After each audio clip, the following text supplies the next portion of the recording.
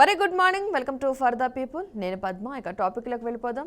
ఇక ఈ రోజు టాపిక్ వచ్చేసి ఏపీ అసెంబ్లీ సమావేశాలకైతే సర్వసిద్ధమైంది. ఏపీ అసెంబ్లీ బడ్జెట్ సమావేశాలు ఈ రోజు నుంచి అయితే ప్రారంభం కానున్నాయి. ఇక తొలి రోజు ఉభయ సభలను ఉద్దేశించి గవర్నర్ జస్టిస్ అబ్దుల్ నజీర్ ప్రసంగం అయితే ఉంది.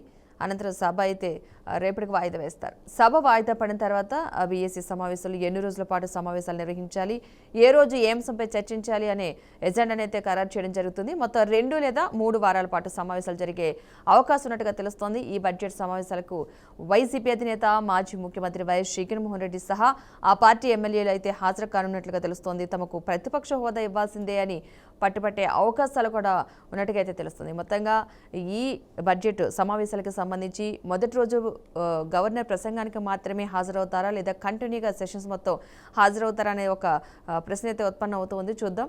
ఇక దీనికి సంబంధించి మనతో మాట్లాడడానికి టీడీపీ నేత రాఘవేంద్ర గారు, అదేవిధంగా జనసేన నేత లక్ష్మీకాంత్ గారు లైవ్లో సిద్ధంగా ఉన్నారు. గుడ్ మార్నింగ్ అండి. Good morning.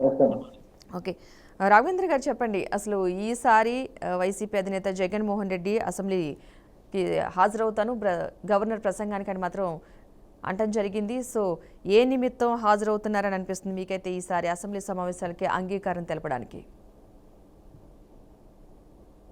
జగన్ ముందుగా ప్యానల్లో శ్రీకాంత్ గారికి, అదేవిధంగా పిఆర్కే న్యూస్ వీక్షిస్తున్న ప్రేక్షకులందరికీ కూడా నమస్కారాలు. ఈరోజు జగన్మోహన్ రెడ్డి అసెంబ్లీకి రావడం ఆంధ్ర రాష్ట్ర ప్రజలు ఒక శుభపరిణామంగానే పరిగణిస్తూ ఉన్నారు. ఎందుకంటే ఆయన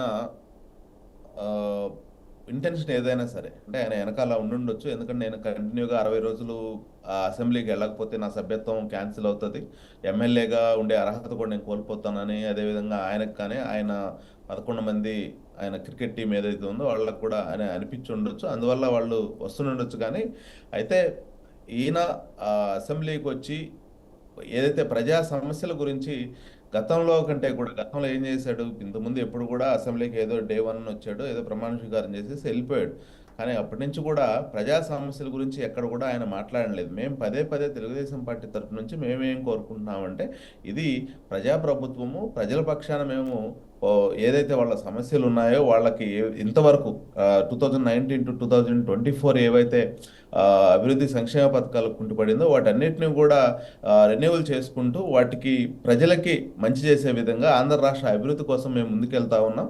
ప్రతిపక్షం కూడా ప్రతిపక్షం అంటే వీళ్ళకి ప్రతిపక్ష హోదా కూడా లేదనుకోండి, ఎవరైతే అపోజిషన్ ఎమ్మెల్యేస్ ఉన్నారో వాళ్ళు కూడా ఏంటంటే కొంచెము ప్రజా సమస్యలను మా దృష్టికి తీసుకొస్తే మేము వాటి గురించి తీవ్రంగా చర్చించి వాటిని కూడా నెరవేర్చడానికి ముందుకెళ్తామని చెప్పేసి కూడా గతంలో చాలాసార్లు అడగడం జరిగింది. అయితే ఈరోజు జగన్మోహన్ రెడ్డి అదేవిధంగా అండ్ కో ఎవరైతే వాళ్ళకి అసెంబ్లీకి రావడానికి ఇన్ని రోజులు కూడా మొహం చెల్లలేదు. ఎందుకంటే గతంలో వాళ్ళు అసెంబ్లీని అదొక చర్చా వేదికగా కాకుండా ఒక రచ్చలాగా తయారు చేసినటువంటి పరిస్థితి. ఎందుకంటే గతంలో అసెంబ్లీ చూడాలంటే ఈవెన్ టీవీల్లో కానీ ఎక్కడైనా సరే పిల్లలు కానీ పెద్దలు చాలామంది టీవీలు పెట్టుకొని చూడాలంటే మ్యూట్లో పెట్టుకొని చూసేవాళ్ళు. ఎందుకంటే పిల్లలు ఇంట్లో ఉంటారు, ఎక్కడ ఈ అసెంబ్లీలో బూతులు వింటారా, వీళ్ళు తిట్టుకునే తిట్లు ఇవన్నీ కూడా వింటారా అని చెప్పేసి అటువంటి పరిస్థితిలో ఉండింది ఆంధ్రప్రదేశ్ రాష్ట్రం. ఎందుకంటే గతంలో వీళ్ళందరూ కూడా వైసీపీ వాళ్ళకి 151 సీటు వచ్చిందనే ఒక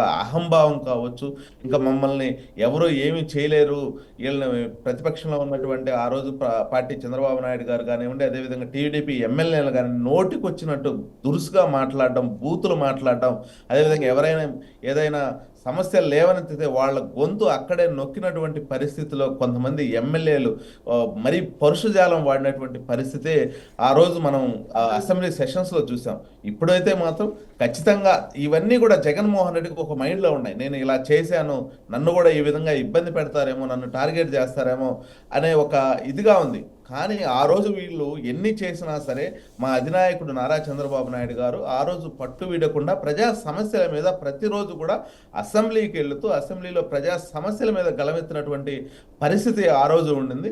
దానికి అనుగుణంగానే మేము కూడా ఏంటంటే ఆ రోజుల్లో ప్రజా సమస్యలు ఏమన్నా సరే చేసుకుంటే ఇంకా మితిమీరిపోయారు వీళ్ళు. అప్పుడు ఆ రోజు మా నాయకుడు అసెంబ్లీ జరుగుతున్న తీరును కానీ వీటన్నిటిని కూడా ఆ రోజే చెప్పడం జరిగింది. ఆయన ఏం చెప్పాడు, ఇది ఆ, ఇది గౌరవ సభ కాదు, కౌరవ సభ.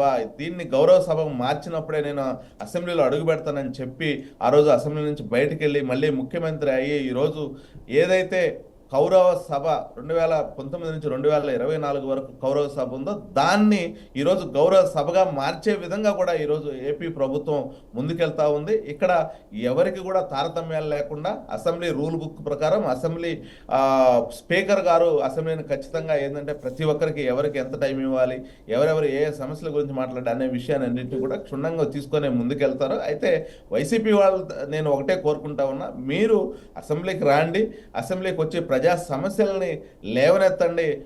అంతేగాని మీరేదో మీ స్వార్థం కోసం, మీ పదవులు నిలబెట్టుకోవడం కోసం ఈరోజు ఏదో సంతకం చేసేసి ఈయన పూర్తిగా గవర్నర్ ప్రసంగం పూర్తయ్యేంత వరకు కూడా ఉంటాడా ఉండడా అసెంబ్లీలో అనే ఒక డౌట్ కూడా ఉంది. ఎందుకంటే మళ్ళీ రేపు వచ్చేసి ఏదో పులివెందులు వెళ్తాడు అని చెప్పేసి కూడా ఇప్పటికే వైసీపీ వాళ్ళు చెప్తా ఉన్నారు. అంటే నా పర్సనల్ ఒపీనియన్ ఏంటంటే వీళ్ళు కేవలం ఏంటంటే ప్రజా సమస్యల గురించి మాట్లాడడానికి కాదు, అసెంబ్లీ నుంచి వీళ్ళ ఒక సభ్యత్వాన్ని రద్దు చేయకుండా ఉండడం కోసం ఏదైతే అసెంబ్లీ రూల్ బుక్ని ప్రకారంగా పోవడం కోసం మాత్రం వస్తున్నారనేది నా ఒపీనియన్. ఓకే.